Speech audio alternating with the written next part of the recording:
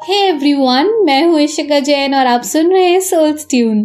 आज मैं अमृता प्रीतम की एक पोएम पढ़ने वाली हूँ। वो अपने ज़माने की एक बहुत रिबेलियस राइटर रही हैं जो हम सब के लिए एक इंस्पिरेशन है। तो आज जो मैं पोएम पढ़ने वाली हूँ उसका टाइटल है मैं तुझे फिर मिलूंगी। ये ओरिजिनली उन्होंने पंजाबी में लिखी थी जिसका टाइटल है मैं तेनू फिर मिलांगी, पर मैं हिंदी में ही पढ़ने वाली हूँ। उनका एक हिंदी वर्जन भी है तो पेश करती हूँ।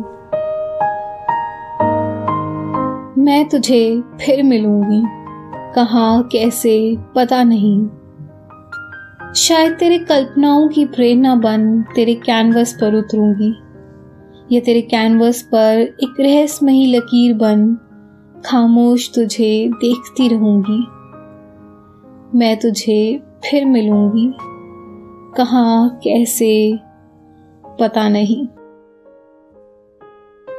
या सूरज की लौ बनकर तेरे रंगों में घुलती रहूंगी, या रंगों की बाहों में बैठकर तेरे कैनवस पर बिछ जाऊंगी। पता नहीं कहाँ किस तरह, पर तुझे जरूर मिलूंगी। या फिर एक चश्मा बनी जैसे झरने से पानी उड़ता है, मैं पानी की बूंदे तेरे बदन पर मलूंगी और एक शीतल एहसास बनकर तेरे सीने से लगूंगी।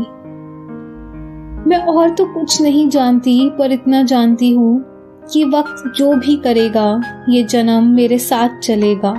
ये जिस्म खत्म होता है तो सब कुछ खत्म हो जाता है, पर यादों के धागे कायनात के लम्हे की तरह होते हैं।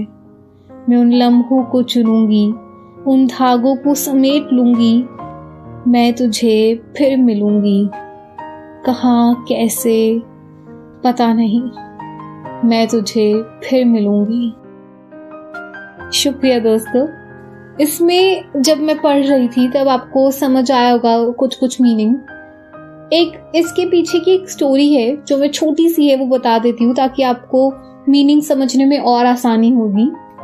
अमृता प्रीतम जी के हस्बैंड थे इमरोज, जो अपने ज़माने के बहुत मशहूर पेंटर रहे हैं और वो अमृता से बेइंतहा मोहब्बत करते थे। अगर आप उनके घर जाएंगे तो आप हर दीवार पे अमृता प्रीतम की ही पेंटिंग पाएंगे। मतलब हर कोने में अमृता प्रीतम की पेंटिंग है, हर कैनवस पे, हर जगह। मगर अमृता जी साहिर लुधियानवी से प्यार करती थी। इन तीनों के बीच हमेशा एक तरफा प्यार ही रह गया। इमरोज अमृता से प्यार करते थे, अमृता साहिर से। ये पोएम शायद अमृता ने इमरोज के लिए ही लिखी है कि वो उनसे इतनी मोहब्बत करते थे मगर वो उनसे इतनी मोहब्बत नहीं कर पाई।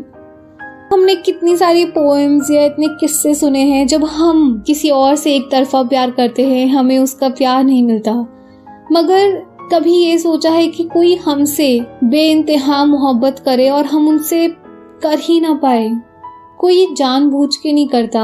ये जुनून वाला प्यार हर किसी के नसीब में नहीं है।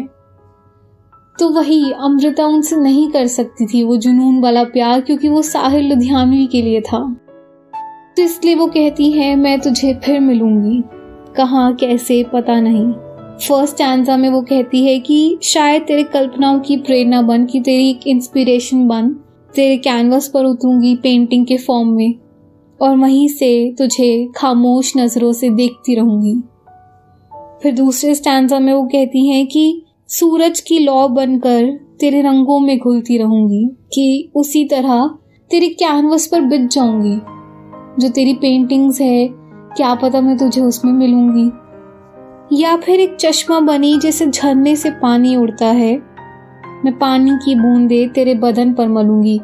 जिसे अगर हम झरने के नीचे खड़े हो तो वो जो पानी गिरता है हम पे तो कितना सूदिंग होता है, हमें शांत कर देता है।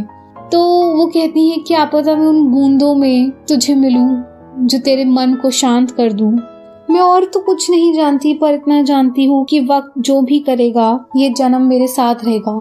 चाहे वो मैं तुझसे वो जुनून वाला प्यार ना करूं, पर ये जन्म तो हमेशा तेरे साथ ही रहूंगी। और जब ये जिस्म खत्म होता है तो सब कुछ खत्म हो ही जाता है, मगर यादों के धागे कायनात के लम्हे की तरह होते हैं। जो यादें होती है वो रह जाती है यहीं पे। तो मैं उन्हीं लम्हों को चुनूंगी, हमारे जो स्पेशल मोमेंट्स रहे हैं, और उन धागों को समेट लूंगी, उन यादों को जाने नहीं दूंगी। मैं तुझे फिर मिलूंगी, कहाँ कैसे पता नहीं, पर मैं तुझे फिर मिलूंगी।